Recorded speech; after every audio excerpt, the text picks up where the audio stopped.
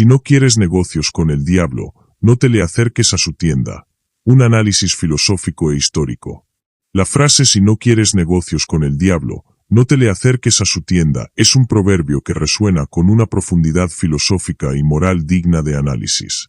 Implícitamente, advierte sobre la naturaleza de la tentación, el peligro del deseo y la complejidad de la agencia humana en contextos de corrupción, maldad o engaño. A lo largo de la historia, este principio ha sido explorado en múltiples tradiciones filosóficas, teológicas y literarias.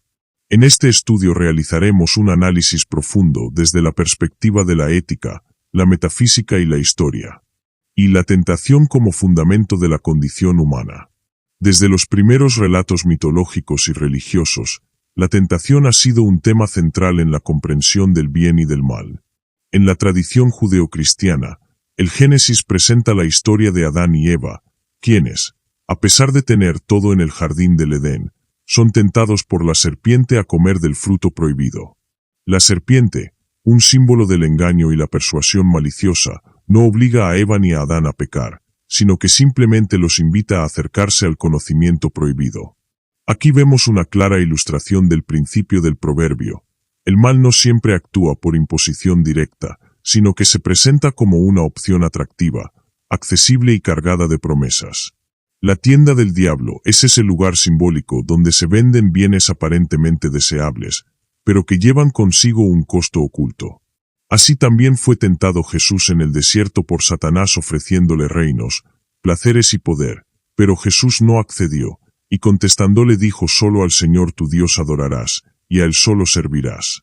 En otras tradiciones, como el budismo, se encuentra el concepto de Mara, la entidad que representa la tentación y la ilusión. En la historia del Buda, Mara intenta distraer a Siddhartha Gautama de su iluminación ofreciéndole placeres, poder y miedo.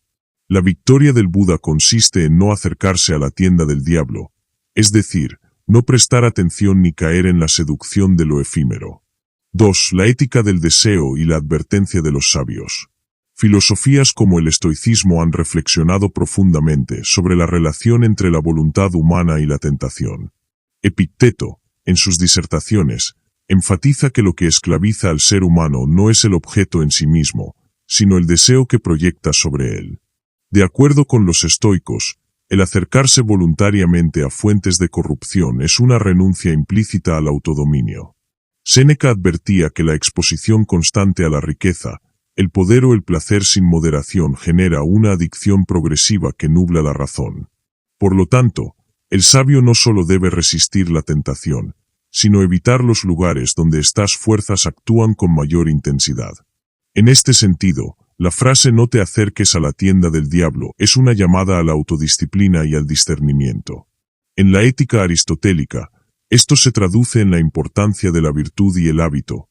La mejor manera de evitar la corrupción no es simplemente resistirla cuando aparece, sino estructurar la vida de tal forma que las ocasiones de caída sean mínimas. 3. El mercado del mal, representaciones del diablo en la historia. El diablo, como figura arquetípica, ha sido representado de múltiples formas a lo largo de la historia. En la tradición cristiana medieval, la imagen más predominante es la del comerciante astuto, aquel que ofrece pactos engañosos en los que las almas se venden a cambio de deseos mundanos. Un ejemplo clásico es la leyenda de Fausto, popularizada por Goethe y Marlowe. Fausto, un erudito insatisfecho con los límites del conocimiento humano, hace un pacto con Mefistófeles para obtener sabiduría y placer. Sin embargo, como advierte el proverbio, acercarse a la tienda del diablo significa entrar en un juego donde las reglas están diseñadas para perder. La historia de Fausto ilustra cómo la tentación no siempre es burda o vulgar, sino que se presenta como un contrato racionalmente justificable. Mefistófeles no obliga a Fausto, simplemente le muestra las mercancías y deja que el deseo haga el resto. Este patrón se repite en numerosos relatos y políticos que comprometieron su integridad a cambio de poder. 4. Filosofía política, corrupción y la metáfora de la tienda.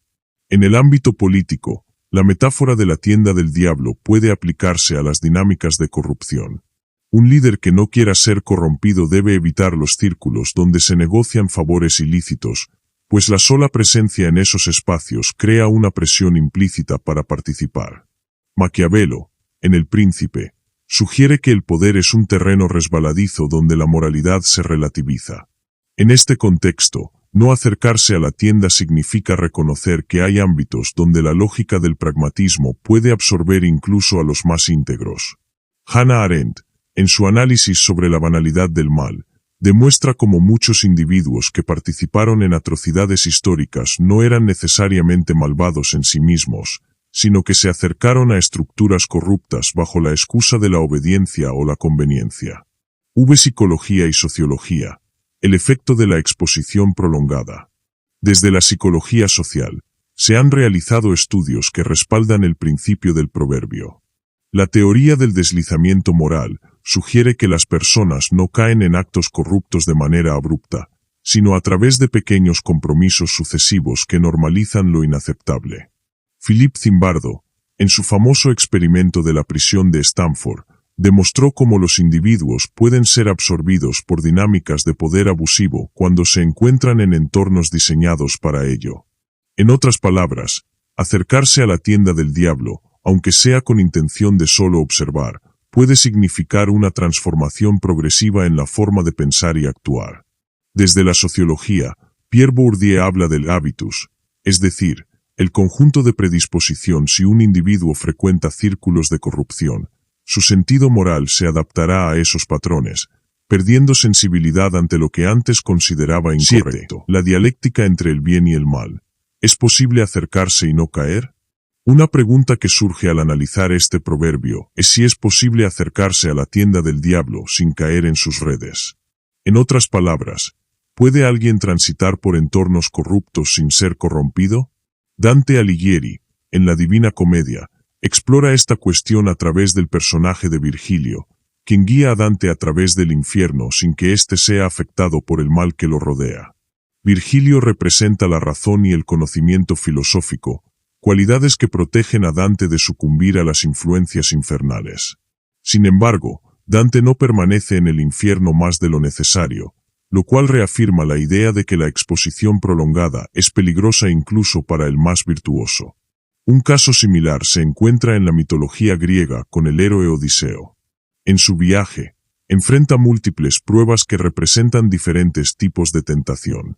Una de las más emblemáticas es el encuentro con las sirenas, cuyo canto irresistiblemente seduce a los marineros y los lleva a la perdición.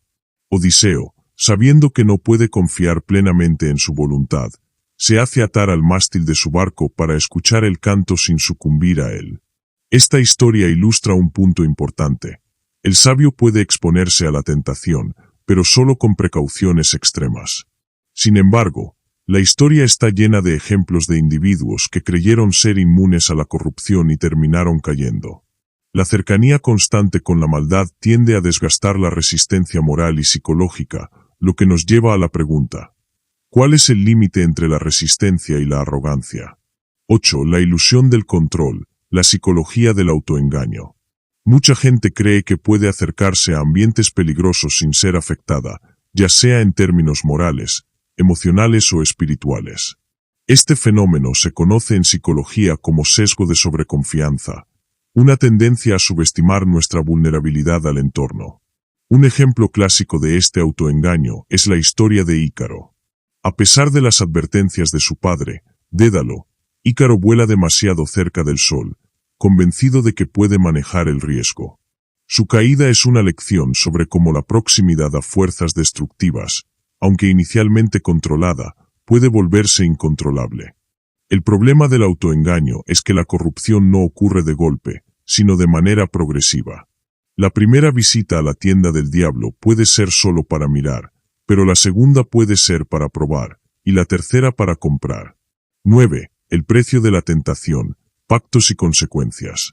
Las historias de pactos con el diablo suelen tener un patrón común. El deseo inmediato se cumple, pero el precio es más alto de lo esperado. En la literatura, este motivo aparece en múltiples formas. En el retrato de Dorian Gray, Oscar Wilde. Dorian obtiene juventud eterna a cambio de su alma, pero su corrupción moral se refleja en su retrato. O El monje, Matthew Lewis. Un clérigo que, Al intentar resistir la tentación, se sumerge cada vez más en el pecado hasta perderse completamente. A Dr. Fausto, Goethe, la búsqueda de conocimiento y placer absoluto lleva a la condenación. Estos relatos reflejan una verdad psicológica. Cuando nos acercamos demasiado a la tentación, nuestra percepción del costo cambia. Lo que inicialmente parecía inaceptable se vuelve justificable, y lo que antes veíamos como una pérdida se convierte en un precio razonable. Desde una perspectiva más contemporánea, el marketing y la publicidad juegan con este mismo principio. El concepto de comprar ahora y pagar después no es solo una estrategia financiera, sino un reflejo de la naturaleza humana, la tendencia a minimizar el futuro costo de nuestras decisiones presentes. En términos políticos, los regímenes totalitarios han utilizado tácticas similares, ofreciendo seguridad a cambio de libertad. Al principio, la gente acepta pequeñas concesiones, pero con el tiempo, el precio se vuelve insoportable. ¿Es posible resistir? Estrategias filosóficas y prácticas. Dado que la tentación y la corrupción son fuerzas omnipresentes, la pregunta clave es: ¿cómo resistir sin caer en un ascetismo extremo o en una paranoia moral? Algunas estrategias filosóficas incluyen: 1. Autoconocimiento. Sócrates, conócete a ti mismo, significa entender nuestras debilidades y diseñar estrategias para evitar escenarios de riesgo. 2. Moderación. Aristóteles, no es necesario evitar todos los placeres, pero sí desarrollar la virtud de la templanza para no depender de ellos. 3. Autodisciplina. Estoicismo. Marco Aurelio recomendaba entrenar la mente para resistir impulsos irracionales. 4. Distanciamiento estratégico. Igual que Odiseo se ató al mástil, en la vida moderna se pueden establecer límites estrictos para evitar caer en hábitos dañinos. Un ejemplo moderno de esto es la gestión del tiempo en redes sociales. Muchas personas saben que estas plataformas están diseñadas para ser adictivas, por lo que emplean bloqueadores de aplicaciones o establecen horarios específicos para usarlas. En el ámbito financiero, la estrategia de pagar en efectivo en lugar de usar tarjetas de crédito ayuda a muchas personas a controlar el gasto impulsivo. 11. Reflexión final. La verdadera sabiduría. La sabiduría no radica solo en resistir la tentación, sino en evitar situaciones donde la tentación tenga poder sobre nosotros. Quienes creen que pueden jugar con el fuego sin quemarse suelen ser los primeros en caer. Sin embargo, esto no implica vivir con miedo o evitar el mundo. Más bien, significa desarrollar discernimiento para saber en qué batallas entrar y en cuál es la mejor estrategia, es simplemente no presentarse. En última instancia, la frase "si no quieres negocios con el diablo, no te le acerques a su tienda" nos recuerda que la mayoría de las caídas no son resultado de un único gran error, sino de una serie de pequeñas decisiones que, acumuladas, nos llevan a un destino inevitable. Conclusión: la sabiduría de la distancia. El proverbio "si no quieres negocios con el diablo, no te le acerques a su tienda" es una enseñanza universal sobre la naturaleza de la tentación y la corrupción.